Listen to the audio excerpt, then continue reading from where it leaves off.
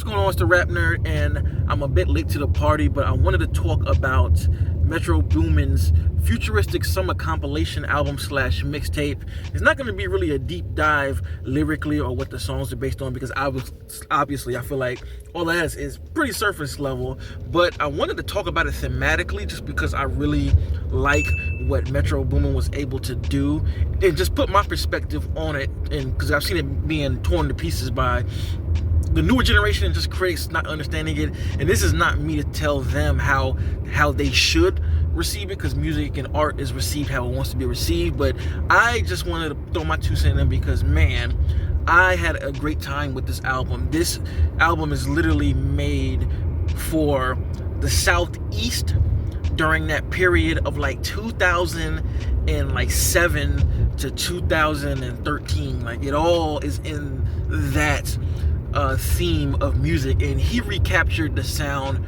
perfectly, even bringing back some artists that I haven't heard in a minute, like J Money, Roscoe Dash. I think there's even some records on there with Travis Porter. He got Waka Flocka Flame back doing his old shit where he's shouting all over the songs.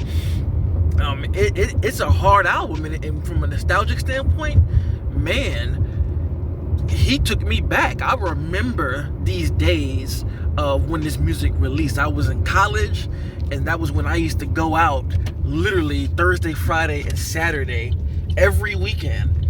Thursday being college night, Friday being I guess kind of the bar hopping night, and then Saturday being club night, where I would hear these records being turned up all the way, like the era of turned up and what is it, the futuristic stuff. And if you were to just listen to all of those projects like Futuristic Love, Ain't I, what are the other joints that released during that period of time? Those two stick out to me the most. Party Like a Rock Star. He is able to recapture that Atlanta sound so well with different types of beats, even tapping into a little bit of what's my guy name? Damn, Zaytoven, with the type of beats that he's in, you know, where the original flutes and what today's trap music being based around. It's pretty much based around this era, and I feel like that's the reason why he wanted to make this album, to kind of give that era props because of what it did for music today. And I think that he accomplished that shit well, man. I'm listening to it just really in awe at just how much he was able to recreate that sound. I mean, everything is exactly as I remember it. Like, so much so that if you were to play it and mix it in with with music of that time, you would not be able to tell the difference. Dead ass. It is that on point.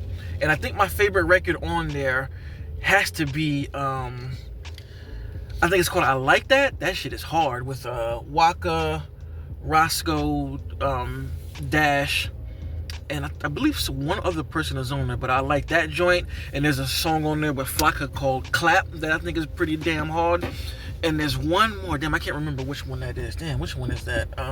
It's early on, and it just sounds like some Zaytoven shit. But overall, man, I think from a nostalgic standpoint and having that theme at play, I really enjoy this album. He even has the tags in there.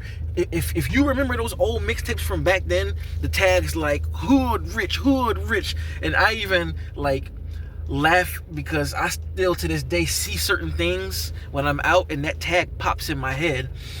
I mean, they might as well have dropped in the Jeezy dramatic nigga, but no, that was a little bit before that era. But yeah, even brought back Gucci Mane and had him sounding like the big belly Gucci Mane, which was crazy. I literally was like, damn, this feels like that old dangerous Gucci before people knew who he is now, all ripped and lean. Like, this is a different type of Gucci. There's even some records with Migos that sound like songs when they first came out, and that's why I was saying, like, to the 2013 era. There's some shit on here with Quavo that sound like it was straight from, like, I forgot what their first album was, Quality Control. Was that? No, that's the label they on. But some Fight Night sound and shit that I was like, damn, they are bringing me back. Wow. So, as a thematic, nostalgic album, I actually loved it, and I will revisit it again if I'm just in the mood to hear that kind of stuff, because it's updated in quality.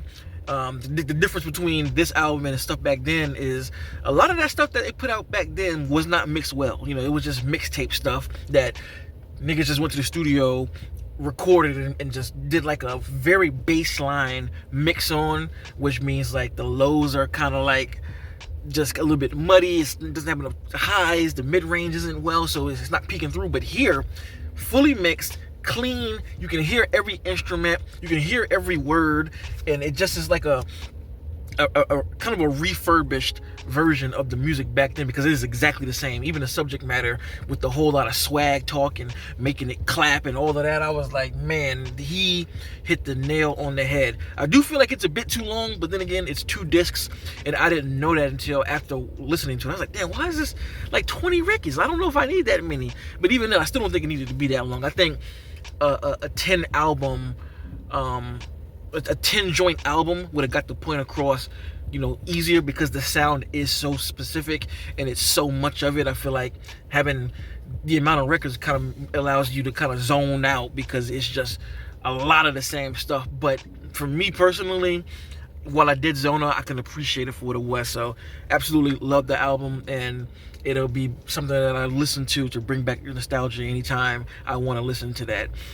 So let me know in the comments, what did you think about the Futuristic Summa album? Did you love it? Did you hate it? Do you understand it? That's really my biggest thing. I think that if you don't like it because you didn't grow up on it and you don't understand the time, I get it, because this music literally, not to sound corny, but you had to be there to really understand what it was. You know what I'm saying? You can't just have been a sideline watcher. You had to be outside, going to clubs, going to bars, or hell, even parties when this music was alive and well, because the energy that it gave when it used to drop at these like places like events and all of that, second to none, and cannot be explained at all as an experience. So like I said, let me know in the comments, and if you like this kind of content, make sure to like and subscribe. And if you already are subscribed, thank you, and until next time, peace. RapNerd Productions, no capping, that's word to mommy. Instead of banking on it, now rapping is just a hobby.